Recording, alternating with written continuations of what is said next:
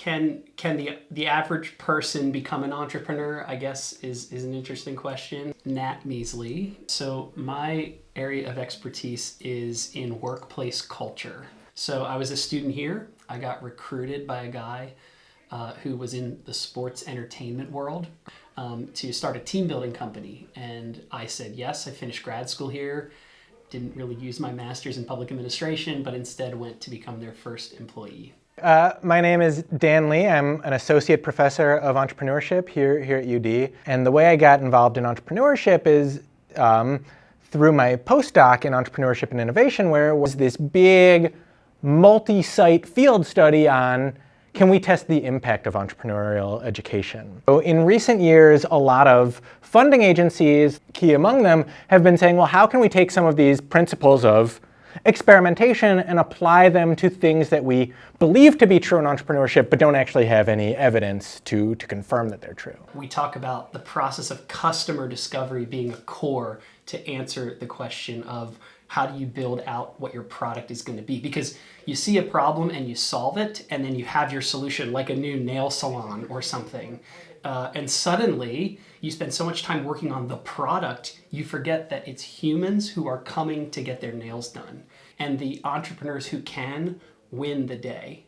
They use the resources they already have to pivot based on what the customers are telling them. Is it feasible to, as a college student, start your side hustle? Right? We get this question all the time, and the answer is an absolute resounding yes. My name is Anaya Seals. My major is marketing, and I have minors in business analytics and advertising. And my side business is Nails by Anaya. It's an at-home nail business where I do people's manicures. Started doing nails around 9 years ago. I was in high school. I'm an avid volleyball player, so my nails used to break all the time, and I wanted to be able to do them by myself without having to pay the ridiculous prices at a salon. I think I've always had a passion for creativity, and being able to do that on people and just make them smile just brings me such joy. My name is Valentina Turano. My major is cognitive science, and I crochet. I actually joined the UD Knitting and Crochet Club here on campus when I was a freshman. I don't know, it was just a really big adjustment from like coming from home to college, so I was struggling to make friends and just like really feel like I fit in here. And I had no idea how to crochet. I just saw their table at the involvement fair and showed up to the first meeting, and then I kind of taught myself a bunch of other stuff on YouTube, and then I just took it from there, and I was just making so much stuff, so I started a little business. My name is Nikolai Williamson. I'm a senior entrepreneurship major, minoring in professional selling, and I'm also the founder and CEO of Bonafide. So Bonafide is an early stage edtech startup that basically helps students make more confident and informed college decisions. The original idea came in my head after, it's kind of like a problem that I had myself, so it was kind of like a aha moment. Growing up in Jamaica, like I was always being told like, you got to get a good education. If you don't get that, then your chances are basically slim.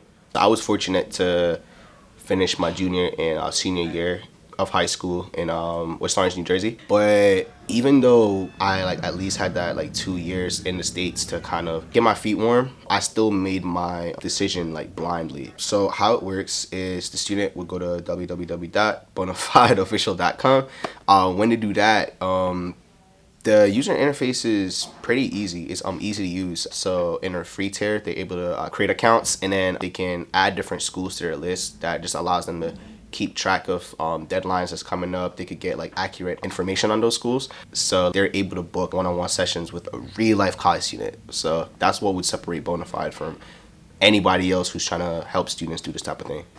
So my name is Hunter Wills. I am a senior entrepreneurship major. I'm Amanda Membrato, and I'm a senior entrepreneurship major. And I run a business with one of my friends called Funky Rat, where we upcycle used clothing into new streetwear. We kind of just came up with the idea randomly. One day we were sitting actually in the VDC in the entrepreneurship building, and we were talking about all these problems we had with clothing, and we just said, why don't we solve this problem? We're entrepreneurship majors. Amanda was really interested in vintage clothing, and I was really interested in sustainability. We kind of combined those to just start upcycling. It was kind of like this easy thing. He had bought the embroidery machine. He originally bought it not for our business. He bought it for himself to create a hat brand, actually. And we were just like, okay, so we have an embroidery machine and we both really like clothing, so why don't we just start a brand? I mean, even the name Funky Rat came from us just having a conversation. I DJ and I was looking for a DJ name, and Amanda said Funky Rat. And I said, no, but we need to save that for something.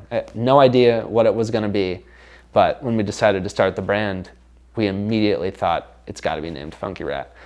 In a lot of the research that we've done, we've found that fast fashion, they drop on a 52-week seasonal calendar. So we're trying to kind of reverse that by doing 52 weeks of funk, where we're dropping a new upcycled item every week. My first name is Redwana, my last name is Tasnim. My business is a customization business, but I do a lot more than just customizing things like apparel.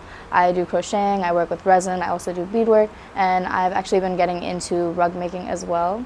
But typically I do customization, so I actually made this, and I usually do like stoles or mugs, just stuff like that. So I've always been someone who's been creative. Ever since I was in elementary school, I started off with like my own origami business, so it kind of just started from there. I just always expanded on my creative skills. Sometimes when you go in store, you can't always find what you like.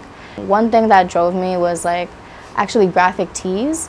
I feel like for a lot of women, we can't find really good designs sometimes, so I kind of wanted to get into designing and trying to make my own things. Actually, my business name is Reethy's Reverie, which is I have two first names, so Reethy is my other name, and then Reverie is kind of like a dream. So my meaning for that is being able to make someone's dream come true. And then also just growing up the way I did. My parents are from a different country, they're from Bangladesh, so I know they worked hard to make a lot of money and get us where we are. And so I kind of, from a young age, I was always like, oh, I want to like make them spend too much money on me. So I thought of it as a way of being able to make some money for the things I want, or just trying to help out. My dad's a business owner. He owns a pizzeria, so I guess I'm surrounded by that kind of business drive. And yeah, he kind of helped me when I was making my business cards. He had some advice and stuff like that. So I've definitely appreciated his advice and tried to follow in his footsteps a little bit and be successful like him. My entrepreneurial spirit, like, it's always been there. Just like remembering seeing my dad, so he had started his own store. He basically turned our house into like a Jamaican version of like a Wawa. So like as a kid, just seeing my dad have these big brands like Coca-Cola and Pepsi like coming through, like sponsoring him, like doing stuff like that. It was kind of like oh, like I can do this too. Like I want to be like my dad. I just kind of realized that I just always like having autonomy, and I feel like entrepreneurship gave me that.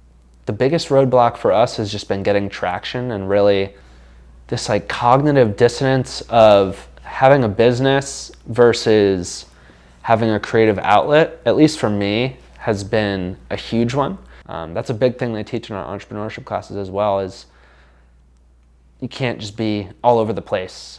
You gotta kind of go where the business is going. Promoting a business is really important. I've found that my Instagram account is where I do a lot of my marketing, but I think word of mouth is honestly my strongest like marketing strategy. Just having people tell their friends has brought in a lot of my new clients. I think it's really unfortunate that a lot of college students can't just go to school and be a student. Having to balance that workload, especially with classes and the other extracurriculars that are going on. Not to mention, a lot of students need that money in order to fund their extracurriculars, so I think it's really tough. So I will say it is definitely a learning process that I'm still trying to figure out.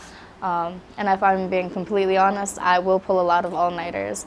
I also have a pretty demanding major, so it's really hard to do it, but I really do enjoy what I do for my business. So I work for Horn, so I do a lot of stuff with them, and then I also have an internship that I do 20 hours a week, and then this and class. So I'm like all over the place all the time, but I always prioritize Funky Rat over kind of everything. I try to get all the stuff I need to do out of the way so I can make sure that I can save time for Funky Rat and put the effort in, because long term that is the goal.